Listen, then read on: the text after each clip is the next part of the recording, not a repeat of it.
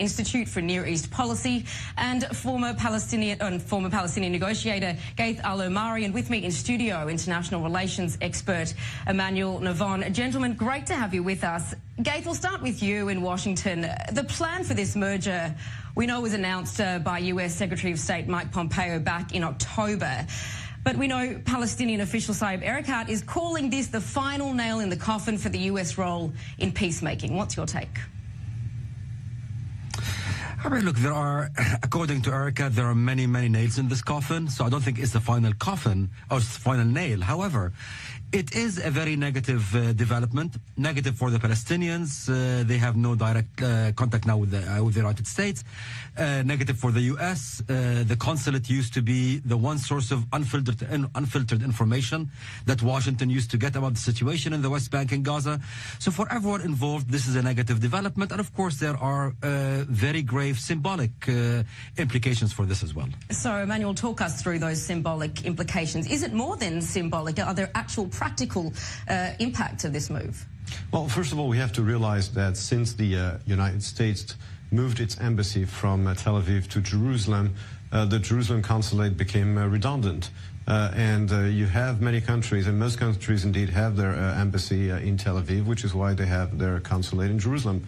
But for the U.S., it is no longer the case. Now, obviously, in terms of symbol, it goes to show that the United States is definite about its decision, first of all, to move its embassy. And it might be that this decision was also made ahead of the announcement by the Trump administration of its peace plan for the Middle East. And it might be that the Trump administration will declare that, as far as it is concerned, the Palestinian capital should be in Ramallah, as it is as of today. So we don't know. Obviously, this is just a speculation. But as I said, besides the logics of avoiding redundance, there might be a symbol which might be clarified once the Trump administration announces its peace deal for the Middle East. Now, Gaith, the move, of course, hands over US diplomatic channels with the West Bank and the Gaza Strip to Ambassador David Friedman. This is what he, in fact, said to our senior Middle East correspondent, Mohammed Al-Qassem, about it. If we can't make our case to the leadership, we make our case to the Palestinian people. Our loyalty is to the Palestinian people. Those are the people we care about. We hope the leadership will assist us. If they don't, we're still with the Palestinian people either way, and we'll continue to work any way that we can to improve their lives. So, Gaith, to Ambassador Friedman's point there, how can the US appeal to the Palestinian people by sidestepping or bypassing its leadership? I don't think it is possible for the U.S. to do that. I mean, there was only one case that I can think of where this was effective, and that was during the time of President George W. Bush. But as a condition for that outreach, the Bush administration made it very clear that it was committed to a Palestinian state. Bush was the first American president to accept a two-state solution. And then, once it announced that, then it reached the Palestinians and said, before we get to a Palestinian state, you need to have a clean government, get rid of Arafat, etc., etc.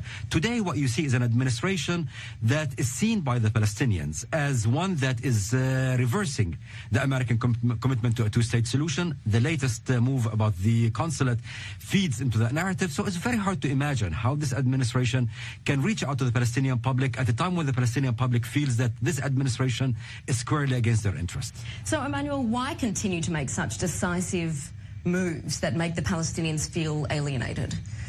Well, first of all, I think the United States, like any country, is entitled to have its capital, its embassies wherever it wants. In other words, it's a sovereign decision, and the U.S. administration can decide where to place its embassy.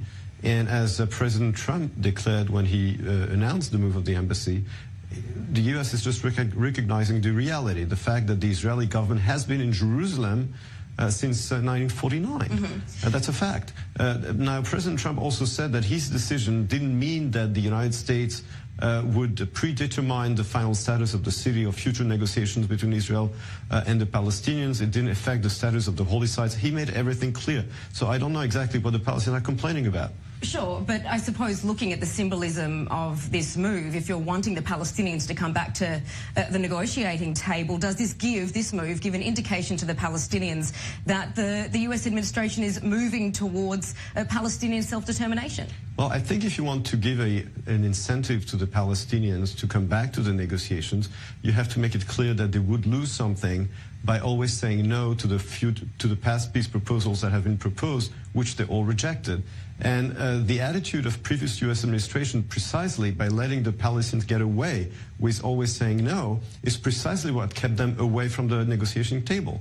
So I think that... But is the U.S. administration making it any easier in this case? I think so. I think that by showing to the Palestinian leadership that there's something to be lost, something to lose, if they keep having this rejectionist attitude to peace negotiations, they might, maybe they won't, but they might change their strategy. But it is definitely worth trying to a different strategy than the one that has been failing for the past 25 years. And so, Gabe, what do you say to that? We know the